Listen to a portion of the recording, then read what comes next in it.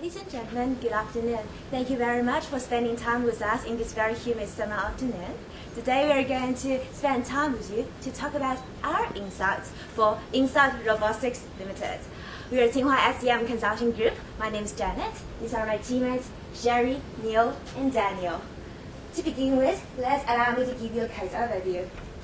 IRL is a startup company in Hong Kong, formed in 2009. It basically now is doing business in state-of-the-art infrastructure, servers, products, and systems, and it sells its products to government agencies and public utility companies. As a startup company, right now, it is facing a lot of problems, and it is facing a lot of options to choose from. To summarize, first of all, whether it should take the $7 million USD investment now or later. And secondly, in its forestry segment, whether it should do the installation business rather than or not, and how should it adjust its business model to expand into Australia. And the third question, for the critical infrastructure management, there are also other segments. How should it prepare itself to expand into this segment? To answer this question, first of all, I will provide you with the objectives of this company in 5 years. Where do we see this company after 5 years? First of all, it should saturate into the forestry market, both inside China and outside China. Second, for the other business segments in the critical infrastructure management, it needs to select a market and establish its position. With that, I'm going to move to today's agenda. First of all, we are going to do background analysis of the business model of IRL right now and the key successful factor of this industry. And furthermore, we'll illustrate the strength and competitive advantage of this company, and then show how this company should adapt to this industry. And then we'll go to the executive summary to give you an overview of our ideas. And then we'll talk in details of our solutions for the forestry market. How should it develop inside China and outside China, and how should it adapt its business model to expand into Australia? And for segments other than forestry, how should it prepare for itself in the long term? Then I'll pass the stage to Neil to talk more about the analysis. Thank you, Janet.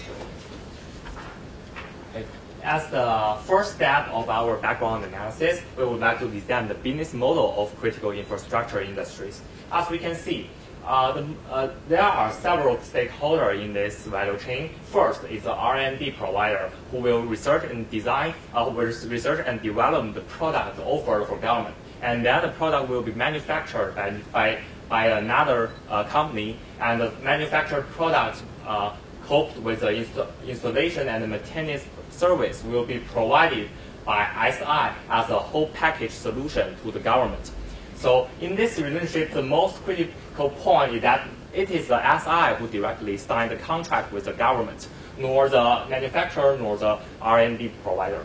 And however, our company, IRL, is actually act as an R&D provider in this value chain. And as we can see, it's only split like 25% of the total contract value.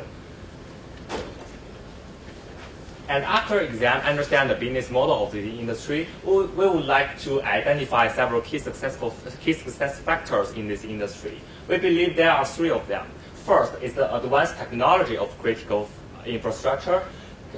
This is because most of our customers is the government, who has oversubscribed demand with asking the provider offer a state-of-art equipment.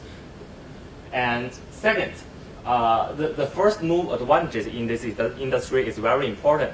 As the case mentioned, the governments prefer to work with suppliers they're familiar with. So it is very important to build up the relationship with the government at the very first place and enjoy the continued returns from the government.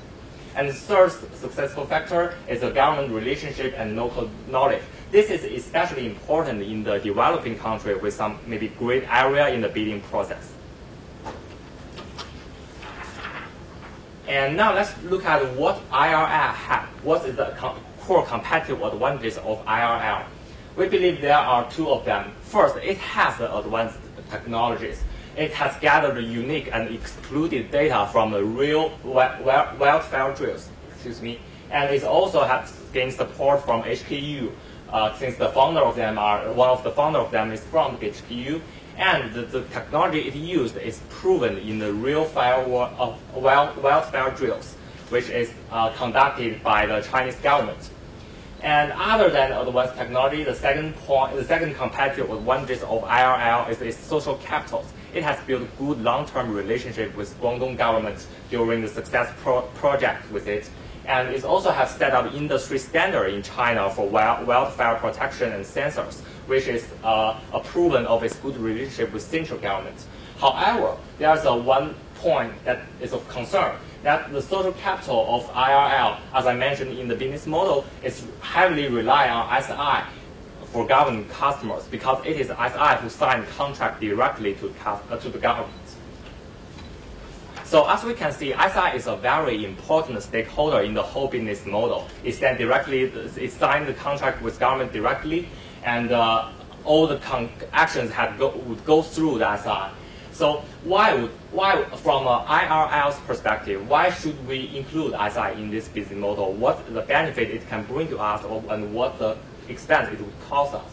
For the benefit side, we believe SI could bring good government relationship and potential customers for us, and it also would mitigating liquidity risk. As we know, the government would reluctant to pay the fee, pay the contract values immediately, and it would always have a 1 year's accounts payable period. So SI actually absorb this kind of liquidity risk. It would receive the accounts payable from government, but pay the money to the R&D and manufacturer immediately after the contract. And SI would also offering manpower for installation and maintenance service. For the cost step, of course, SI would grab some revenue of the contract value. And also, a very important risk is that bad installation and maintenance of SI would result in an underperformance of our products in the project. So that is to see that, if the performance is not as expected as government, SI would told the government that the problem is from R&D, not from us. And third, that the SI is acted as an intermediate between IRL and government, so it separates us from our end customers. And the last point is that it would like copy our products. That is a huge risk in China. So now let's welcome Daniel for an executive summary. Well, actually, before giving out our summary, we'd like to first look into the developed countries, which our company wants to enter in the future. As we've analyzed before, in the developing countries, the key success factors are technology, first mover advantage, and the good government relationship and knowledge. And our strengths meets the key success factors. However, in the developed countries, the key success factor changes. The government relationship is not as important as in the developing countries. Because in many developed countries, the government, you can just, using your good product to approach them, and with a clearer process, you can get their procurements. So, in face of this change, we find that the importance of SI decreases, because in developing countries, the biggest benefit an SI can provide is that they have good relationships. So we must approach the governments in those maybe corrupted governments in those developing countries through the SIs. But in the developed countries, we can just skip them and do it ourselves. And it has many advantages. First, it increases our profit margin. Second, it can reduce the risk by doing the maintenance and installation ourselves instead of using an SI. And third, it can decrease the intellectual property risk And third, it makes us closer to our end customers.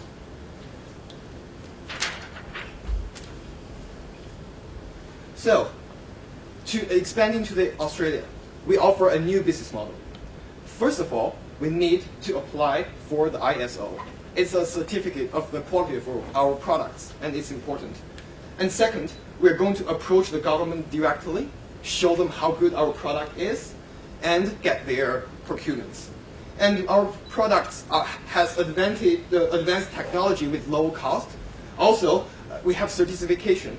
And also, we have the exclusive wildfire drill that can best demonstrate the good quality of our product. So we believe with our good product, those governments in developed countries can accept our proposal. And third, we are going to outsource, since we are going to do the install and maintenance ourselves, we need to outsource the labor. We need labor, and we are going to use the outsource method. And and also the training of the labor is required. And the fourth step is that we also need money as a pool to reduce the liquidity risk, as we've mentioned before, because now we don't have an SI. So basically in Australia, we remove the SI and do the things and do everything ourselves.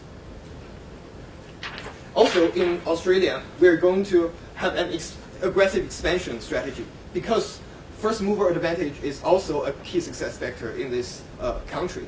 And we need to, just need to conquer all the forests. And also aggressive expansion needs lots of capital. Yeah.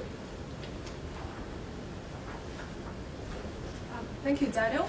So after introducing how we are going to enter Australia, this developed country, also we need to focus on our existing market, that is the developing countries. As I've analyzed before, the benefit brought by the SI to us in the developing market is more than the cost. So we propose we'll still stick to the SI to cooperate with. However, we are going to improve this model. So where do we need to improve it? Let's go back to the risk of this model. As Neil have mentioned before, one of the risks here is the copyright risk from the manufacturers. So what we are going to propose is to do the manufacturing separation. So to further illustrate it, we're going to separate the manufacturer into 3 firms. You can see from the screen, 2 of them will be responsible for manufacturing like different part of the product. And then, like these 2 parts of the product will be delivered to the 3rd manufacturer to do the assembly. So you can see in this whole manufacturer ecosystem, no single firm has the full exposure to our technology. So it's just like a lock have 3 keys to open, so that we can eliminate this manufacturing copycat risk in this method. And we're going to give this product to the SI then. However, there's another risk. Let's review. That is the the low quality of the installation and maintenance. So what we are going to do is first still stick to the selection part, is select the high quality SI. And meanwhile, we are going to provide additional training to the workers in the SI, so to guarantee the overall performance of our product. So basically, the first 2 strategies are about our existing forestry industry. However, as a critical infrastructure company, we're going to expand to other sectors as well. So that comes to our 3rd strategy, is what kind of preparation are we going to do now to expand to other segments. So our objective is to expand to the oil and gas and also the road and bridges. So basically, in general, 2 things are important still. The first one is the relationship. In the oil and gas, we want to negotiate to get cooperation with the big corporations, like in China, like the Sinopec, and also like in Canada, the Petronas company. So these are the companies producing the oil and gas, and the safety is very important. And the model we built in the forestry industry can be applied to these 2 industries as well. And the difference here in the retail and bridges sector, we're going to negotiate with the government. as we've analyzed, the most dangerous road and bridges are not the major bridges, because these major bridges are under very good control and supervision. So what we are going to expand to is the non-major road and infrastructures. So we are going to negotiate with the government in like the third-tier cities, in China and in other countries.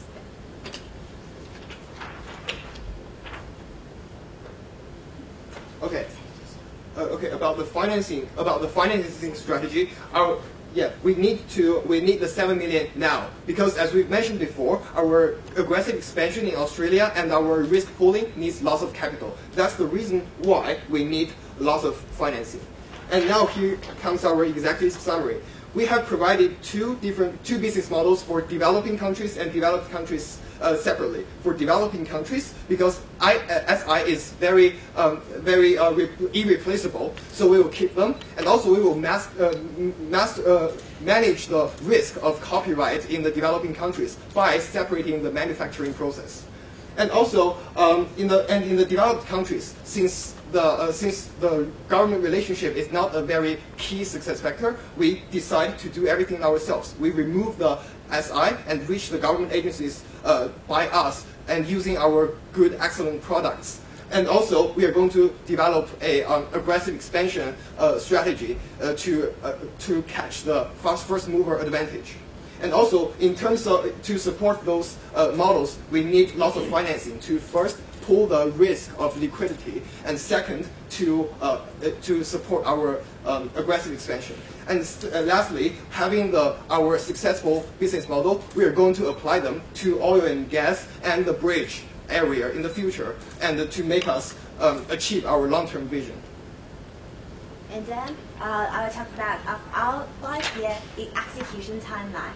First of all, for our forestry segment in developed countries, we would like to work on our recruiting for our installation business and the application for iOS certification right now. And afterwards, we would like to start our entry into developed markets, starting from Australia. Then, for the developing countries forestry segment, we would talk with manufacturers to adjust our current business models. And then for our expansion into other segments, we would focus on R&D right now. And after 2 years or so, we would like to sell our products to our customers. And with that, we would like to make our world a safer place with our own efforts. And this concludes our presentation. And we'll open the floor for Q&A. Thank you very much. You're also in possession of some critical data. Yes. The Wi-Fi, geotag, they are now no longer allowed to do that. So you have those data at your disposal. Yeah. You mentioned about for your developing countries the strategy about in order to protect your own copyright, you're going to use free manufacturers. My question is how you ensure the quality among these free manufacturers, and also because you have to move your products around within these free manufacturers. What is your logistics arrangement? Yeah. Actually, first of all, I'd like to address this question like this: which thing is more important? Is the quality assurance or the copyright risk? As we let's notice that the key success factor of this industry is that you have very good technology, and this is also our main strength. So the copyright risk in developing countries is more of a risk than the other thing. So we believe our first priority is to make sure that our copyright will not get stolen. And secondly, the quality assurance, we can manage this by introducing like more control over the manufacturers or more supervision. In addition to that, like there are many good examples who use separate manufacturers to manufacture one unique product. Like Apple, they use a lot of manufacturers from worldwide. But I believe we can learn from these successful examples. We can use maybe standard operating procedures in our manufacturers to control their products and qualities, and to make sure that we have manufactured a product with expected quality. Thank you. On that question, right? So how do you assure that one of the manufacturers will not reverse engineer your product? They can do that, right? That's a very good question. Yes, they can do that, but we believe the separation of manufacturer will reduce the possibility of reverse engineering, because reverse engineering needs you to get the whole picture of the product, and then you can reverse to understand the design and the different components of the product. And as Sherry just said, if we separate the manufacturer into different parts, like each manufacturer will hold the one point, like the one piece of the chains, and will not reverse engineering it that easily. So maybe it's a good combination of the software and hardware component that have to work together. One component cannot work without the other. So Yes. those critical components that to yourself. Yes, that's a very good purpose. Thank you. Thank you. Okay. So let's say I am the angel investor, okay, and I am going to give this 7 million. Right? I don't believe that I can invest in all the ideas which you have put. Okay. What is between the this developing and the developed countries? I can pick only one. Okay. So which is the one you will recommend that I go with? Well, actually, as we have mentioned in the presentation, for the developed countries, our first recommendation is Australia. So let's say my question is this: that I can either invest in Australia or I can invest in China, right? Which is in the sort of your developing markets kind of arena, right? So what is your recommendation? Where do we put money? Do we put, and I can choose only one. I can't do 7 million is not enough practically to actually invest across all the ideas. So where do we invest? So could we take a moment to discuss this? Yes. Okay. As an angel investor, firstly, we would like to know your investment horizon. If that is 5 years, Yeah. let's assume so, we would recommend Australia. Because, first of all, as an angel investor, you're looking for a return, a very safe return. And I think Australia can provide you with this opportunity. First of all, it is in the forestry segment. It is at its infancy stage, the forestry control segment. So there are lots of room for our to grow. And secondly, we're going to do both the installment business and our R&D business, relying on our current products. And in this segment, there is, for the R&D process, the margin is around 50%. In the installation segment, the margin is 25%. So, as a result, the return will not be low. We do not know the turnover ratio, but I can say that the return will not be low. So, with that, first, it's safe. Second, it will provide a high return. That is the reason why I would advise Australia as your choice. And to add one point, we believe that Australia has a relatively lower risk because as long as we have a good product, we can approach the government, and we are pretty sure that we can move them, and also we can expand our business there. However, in China, there are more uncertainty. Maybe there are different, like the interest groups, and maybe we are good with the Guangdong government, but we're not sure whether we are good with the Beijing government or some others. So that's more uncertainty. Yeah, if you have a longer investment horizon, maybe China can be the choice.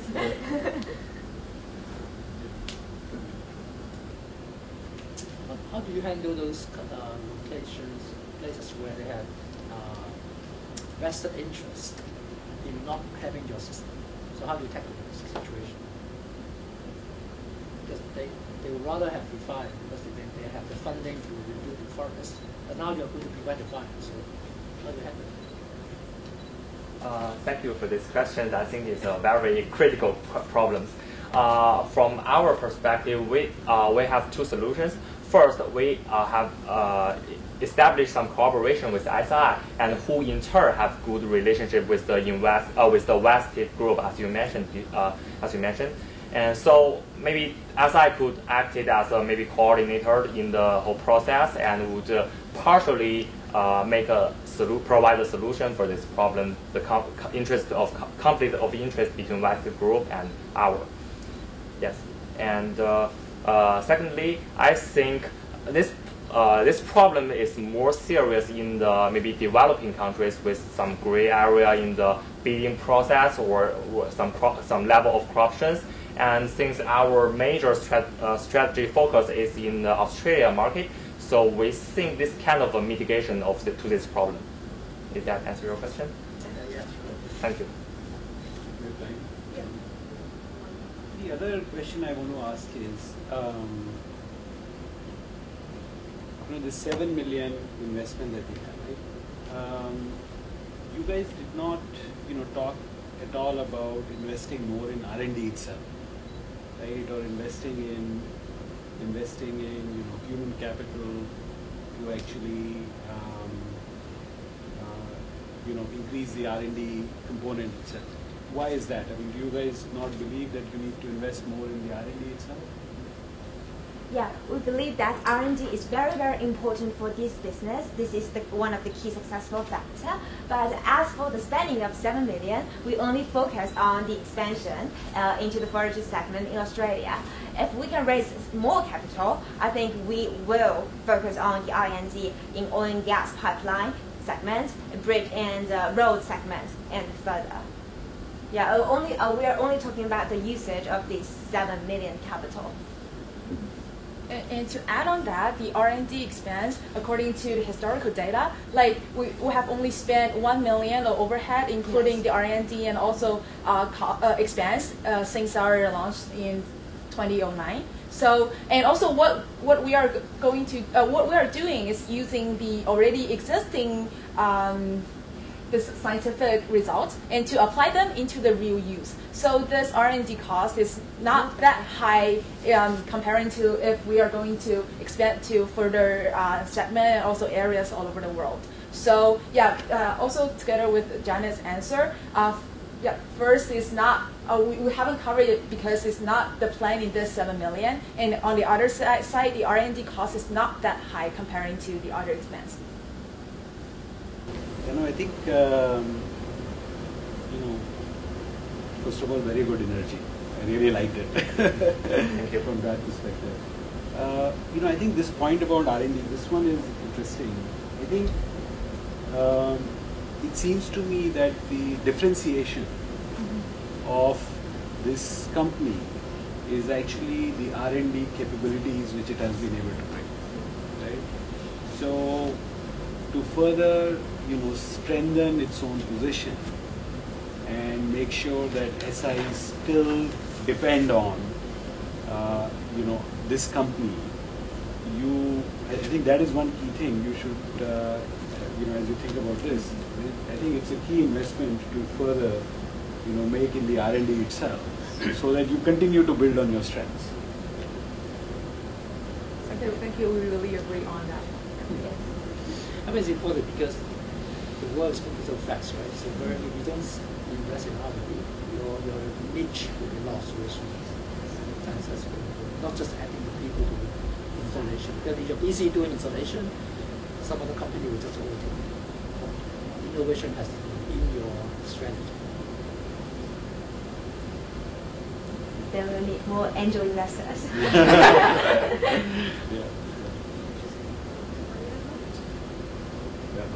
A quick suggestion. Actually, if you have a chance to move one step further in this competition, I would suggest I appreciate it's actually not much financial information given in this case here, but in order to make this analysis the complete one, financial information, projections, etc. To me, probably because I'm an accountant, it's much. But as I said, it's not given here, so you might have to make up some numbers in order to make the real substantiate your reputation. Otherwise, it's just something on paper, So that is my suggestion. Maybe you could add a slide to talk about the SWOT analysis, the strength, weakness, opportunity, and threats. Just one slide, and then they'll give you a very good picture about how you see yourself and what are you going to do to all these weaknesses, and look into that you're going to take advantage of, and what are competitive threats that you see. And that's what allows you to help you come structure your